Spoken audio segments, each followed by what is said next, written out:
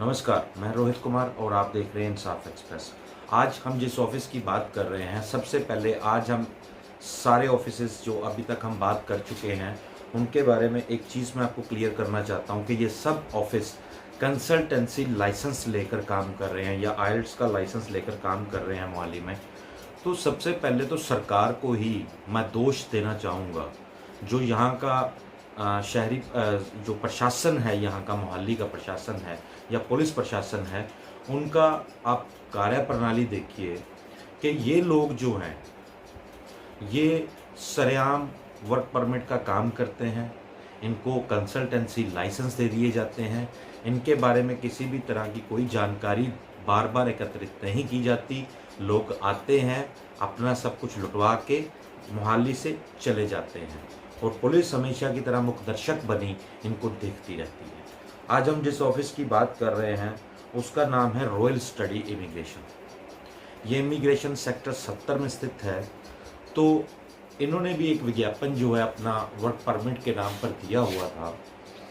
जब हमने उस पर बात करी तो जो लेडी थी, जो उस ऑफिस की कर्मचारी थी, उसने हमें दूसरे ही दफ्तरों की तरह, जैसे दूसरे दफ्तर जो हैं अभी तक जिनके बारे में हम आपको जागरूक कर चुके हैं, वो दफ्तर भी उसी दफ्तर की तरह ये लोग भी हमें कनाडा वर्क परमिट समझाने लगे। अब बात सोचने की ये है कि कनाडा एक ऐसा देश है जहाँ पे मैं मानता हूँ कि लोगों की काफ़ी ज़रूरत है, लेकिन क्या वो सारे लोग इंडिया से ही उनको चाहिए या वो पूरी दुनिया से आउटसोर्सिंग कर रहे हैं? लेकिन मुझे लगता है कि सिर्फ मोहाली, जलंधर, लुधियाना, दिल्ली, ये 4 इंडिया के ऐसे देश हैं, शहर हैं सॉरी, जहाँ से मुझे लग रहा है कि कनाडा और ऑस्ट्रेलिया को इन 4 शहरों से ही लोगों की ज़रूरत है। सिर्फ इंडिया के लोगों की ज़रूरत है, उनको कहीं से कोई बंदे नहीं चाहिए।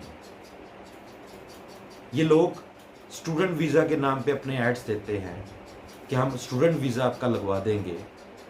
ये लोग जो झूठ के पलंदे के सिवा कुछ भी नहीं है, जो वर्क परमिट के नाम पे अपना गोरख धंधा जमाए बैठे हैं, ये लोग किस तरीके से जो बच्चे हैं जो स्टूडेंट बेसिस पे जाना चाहते हैं, क्या उनकी ज़िंदगी बर्बाद नहीं कर देते होंगे ये? जब ये लोग सिर्फ पैसे बनाने के लिए, अपने घर की खुशियों के लिए, अपने खुद की सुख सुविधा के लिए ये लोगों को उनके भविष्य के साथ खिलवाड़ करते रहते हैं, उनके सपनों को चकनाचूर कर देते हैं, तो ये स्टूडेंट वीज़ा भी कैसे लगवा के देते हैं? इन पे विश्वास मत कीजिए। अभी आप ये एड्स देख रहे हैं, ये रॉयल स्टडी इमिग्रेशन ऑफिस की ऐड है। हम आगे इनकी आपको रिकॉर्डिंग भी सुनाएंगे कि यहाँ पे काम करने वाली जो लड़की है उसने हमें किस तरीके से काम समझाया।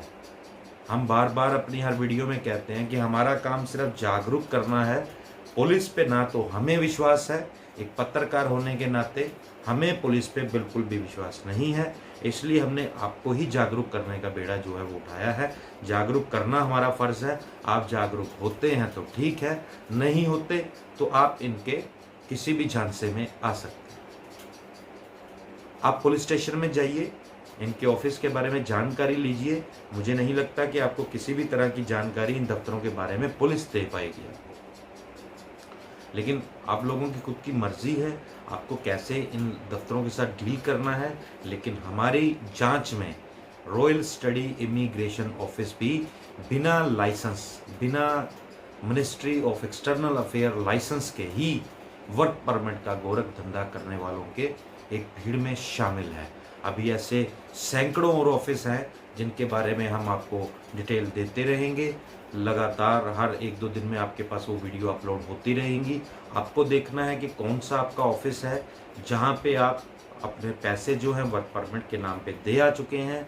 कई साल निकल जाते हैं, कई महीने निकल जाते हैं, आप लोगों के पैसे वापस नहीं आते।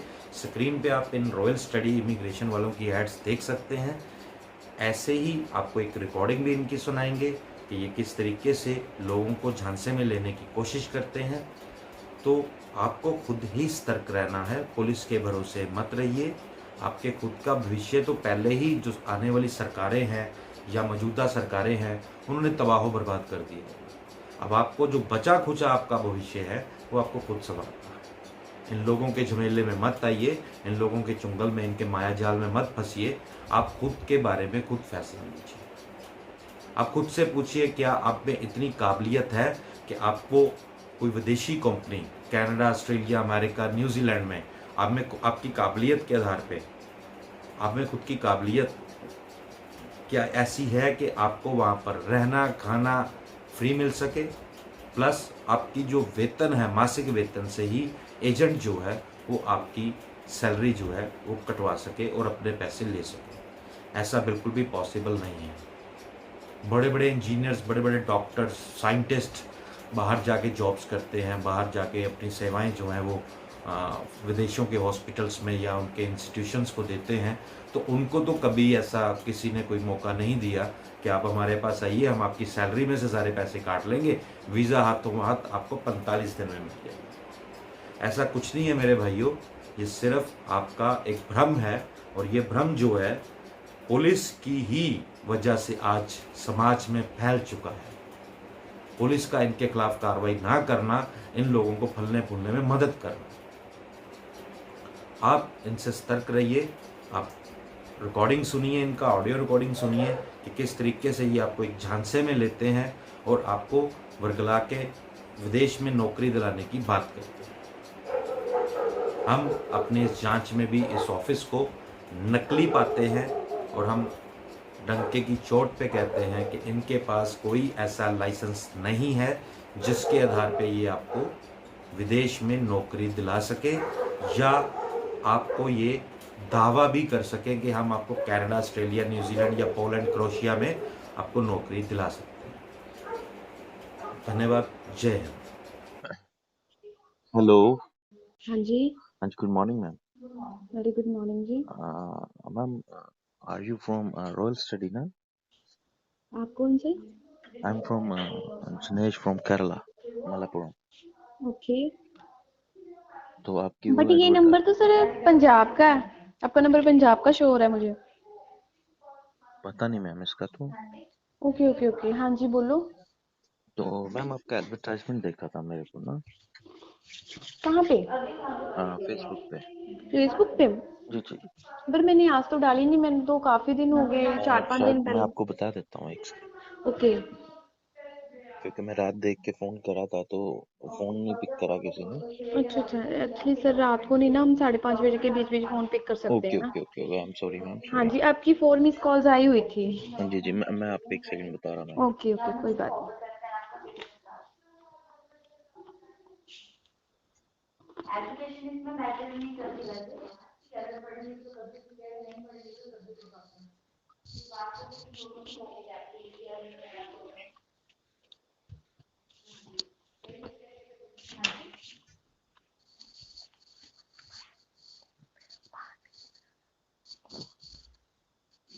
एज लिमिटेड का तो बता।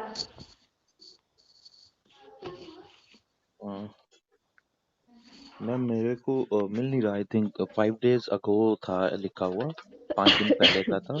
ओके ओके ओके, जी ठीक जी है जी जी। जी। आप कहाँ से, मतलब केरला से ही हो आप? केरला मलापुरम। ओके, हाँ जी, आपको भी वीजा के रिगार्डिंग इंफॉर्मेशन जी जी, चाहिए? मुझे मुझे वर्क परमिट के बारे में जानना वर्क परमिट के रिगार्डिंग जानना है। था। जी जी। क्वालिफिकेशन क्या है आपकी? क्वालिफिकेशन है +2। +2। काम क्या करते हो अभी? मैं पहले KNPC में भी काम करके आया हूँ। ओके। हाँ जी, कतर में भी रहा हूँ और कुवैत में भी। अच्छा, कुवैत में वहाँ पे क्या काम करते थे? ऑयल ऑयल कंपनी था, वहाँ पे सुपरवाइजर था मैं। सुपरवाइजर, ठीक है, तो जी हो जी। जाएगा मेरे पास। देखो, अगर तो सर आपको एक्सपीरियंस है सुपरवाइजर का तो ठीक है, फिर तो सुपरवाइजर के लिए हो जाएगा। ठीक है ना ओके सर? मैम। हाँ जी, अगर आपको मान लो, देखो अगर आपके पास कोई प्रूफ पड़ा है कि हाँ आपने पहले उस तरह से काम किया है, कि जैसे मान लो आप रिटर्न हो हाँ किसी जी, मेरे कंट्री पास से। मेरे आईडी कार्ड्स हैं वहाँ के और हाँ, एक्सपीरियंस सर्टिफिकेट्स हैं। नहीं +2 के बाद आपने उसके बाद कोई कोर्स या कोई आगे स्टडी नहीं की? नहीं और नहीं नहीं नहीं। ओके जी, ओके, ठीक है ठीक है। एज क्या है आपकी? एज है लगभग 36।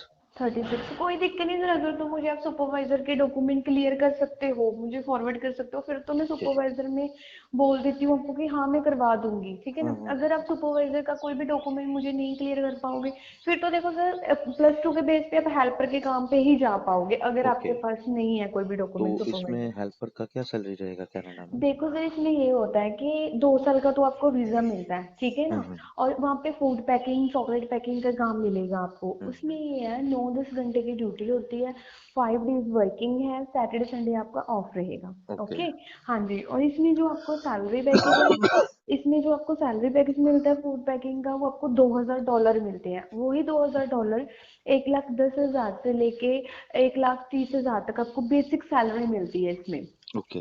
क्योंकि वहाँ पे सर मंथली हिसाब से डॉलर्स कभी नहीं मिलते हैं आपको, 1 घंटे के हिसाब से डॉलर मिलते हैं। डिपेंड क्लाइंट पे करता है, क्लाइंट कितने घंटे काम करता है। आप एक दिन में 4 घंटे काम करते हो, 10-12 घंटे काम करते हो, डिपेंड आप पे है सर वो। ओके। ओके। ठीक है ना। हाँ। हाँ जी। और तो सुपरवाइजर का तो सैलरी अच्छा है सर, सुपरवाइजर में $3,000-$3,500 आराम से मिल जाते हैं, 8 घंटे की ड्यूटी होती है। And okay. ओके। उसमें आपका 1.5 से 2 लाख सैलरी आराम से मिल जाएगी। बाकी अब मैंने बताया ही, आपके काम पे तो ये डिपेंड है। जो रहता है इसका एक्सपेंस कितना आएगा ये वहां जाने इस के लिए? हाँ, इसमें सर आपका 2,30,000 है, क्योंकि वर्क परमिट में अगर तो आप डायरेक्ट अप्लाई करते हो मैसेजेस तो खर्चा ज़्यादा आता है। अगर आप कंपनी के थ्रू अप्लाई करते हो तो इतना ज़्यादा खर्चा नहीं आता। आपका 2,30,000 का खर्चा आएगा। ओके। 2 लाख की पेमेंट आपने आफ्टर वीज़ा देनी है। ठीक है, यहाँ जी पे भी जी। दे के जा सकते हो, कनाडा पहुँचने के बाद भी दे सकते हो। और हाँ। यहाँ वीज़ा आने से पहले ओनली आपने 30,000 देना वो आपने 2 स्टेप में होता है sir. Okay. Half payment 15,000 document के साथ, देन 15,000 जॉब लेटर आने के बाद। Job okay. लेटर कब आता है, मान लो आपने आज डॉक्यूमेंट्स भेजे हैं, आज पेमेंट करते हो या कल करते हो, जिस दिन भी करोगे आप स्टार्टिंग हम्म। पेमेंट लोअर चार्जेस, हम्म। उस दिन आपका काम स्टार्ट हो जाएगा। और आपको सेम डे एक रिसिप्ट मिलती है। रिसिप्ट मेरी कंपनी की होगी जिसपे जीएसटी नंबर होता है। ठीक ओके। है, हाँ जी। जीएसटी नंबर लिखा होगा, देन उसके 5 डेज में आपको आपकी मेल पे एक लेटर आता है, ऑफर लेटर। ठीक है, ओके। जिसपे कंपनी का नाम, कंपनी का एड्रेस, कंपनी की मेल आईडी, कनाडा के बारे में बता रही हूँ, जी सारी जी जी। डिटेल होगी और बार कोड होगा, आप उसे स्कैन भी कर सकते हो। ओके। ठीक है, अगर आपका जॉब लेटर आ जाता है तो 2 मंथ में आपका वीजा आ जाएगा। अगर आपका जॉब लेटर नहीं आता है, जो आप स्टार्टिंग 15,000 पेमेंट करते हो वो आपकी सेम डे रिफंडेबल है। ठीक है, ओके मैम। ऑफिस आके लेके जानी है, रिसिप्ट हमारी वापस कर सकते हो, जी अपनी जी। पेमेंट लेके जा सकते ओके। हो। तो हाँ, मैम इसमें अभी जो है जो आपने बताया 15,000 जो है ये अगर मुझे आपको ऑनलाइन पे करना हो, क्योंकि देखिए देखो। मुझे 2-3 दिन लग जाएंगे यहाँ पहुँचने में हम्म ना, तो फिर नहीं, मुझे। मैं भी इंडिया से ही हूँ सर, मैं मोहाली से, चंडीगढ़ से, फिर भी 3 दिन ओके। लगेंगे। मैम मल्लापुरम यहाँ से बाय एयर नहीं आया जाएगा अच्छा ना? अच्छा अच्छा, हाँ जी जी। पहले कुछ हमें ट्रेन लेके कुछ चेन्नई जाना इंडिया पड़ेगा। में, कुछ आपके side Kerala Maharashtra side Covid की प्रॉब्लम भी बहुत जी ज्यादा जी है जी सर, जी है जी। ना। जी, कोई दिक्कत नहीं सर। ऑनलाइन ये है, ऑनलाइन मेरे अकाउंट में नहीं देनी है या मेरे स्टाफ की, आपको जो पेमेंट है कंपनी के नाम से ही देनी होती है। जी जी क्योंकि जी। अगर क्लाइंट सर कोई प्रूफ मांगता है, मान लो कोई क्लाइंट बोलता है मैडम मैंने पैसा दिया, आप क्या प्रूफ दोगे मुझे, फिर आपको हम्म। मेरी कंपनी की ही रिसिप्ट मिलती है। आपको मेरी कंपनी के ही अकाउंट में पैसा देना है कि कल को अगर कोई दिक्कत प्रॉब्लम आए, आप ऑफिस वालों को बोल तो सकते हो ना कि ओके। हाँ जी मैंने पैसा दिया था। हम्म। इसमें टिकट, अकोमोडेशन और 2 साल के लिए अगर मेडिकल कोई प्रॉब्लम आती है उसका खर्चा कंपनी उठाती है आपका। ओके। तो मैम रहना खाना जैसे आपने बोला वहाँ पे फ्री है, तो खाना क्या मतलब 3 टाइम रहता है या 2 टाइम रहता है? नहीं नहीं सर, 3 टाइम रहेगा, 2 टाइम ओके। क्यों ओके। रहेगा। वो कंपनी पर सर, पता क्या, पहले वो कुछ नहीं देते थे। हम्म। ओनली ओनली वहाँ पे मेडिकल प्रॉब्लम फ्री थी, मतलब कि मेडिकल का खर्चा कंपनी उठा दी। अभी कोविड के कारण ना कुछ तो क्लाइंट भी इतना पैसा नहीं पे कर सकते हैं, ठीक है ना, क्योंकि हम्म। पहले हमारा अभी काम स्टार्ट हुआ है, क्लाइंट भी इतना पैसा नहीं पे करते हैं। तो हम्म। इसके कारण कंपनी ने टिकट और अकोमोडेशन उनको 2 साल के लिए फ्री देन को दिया। हाँ, 2 साल के बाद हम्म। आप वहाँ पे आगे काम करना चाहते हो, फिर आप अपना खर्चा खुद उठाओगे, क्योंकि सर 2 साल में आप इतना तो कमा ही लोगे कि जी वहां जी जी। रहने का खर्चा उठा सकते हो आप। ठीक है ना। ठीक है मैम। तो मैम क्या शहर का क्या नाम बताया था आपने? हमारे यहाँ पर जी जी जी जी। मोहाली से हूँ जी मैं। मोहाली। मैं तो आपको मेल आईडी भेज देती हूँ, आप मेल पे पीडीएफ बना के डॉक्यूमेंट सारे A to Z भेज दो मुझे। तो अब व्हाट्सएप नहीं है, मैं व्हाट्सएप कर दूं अगर?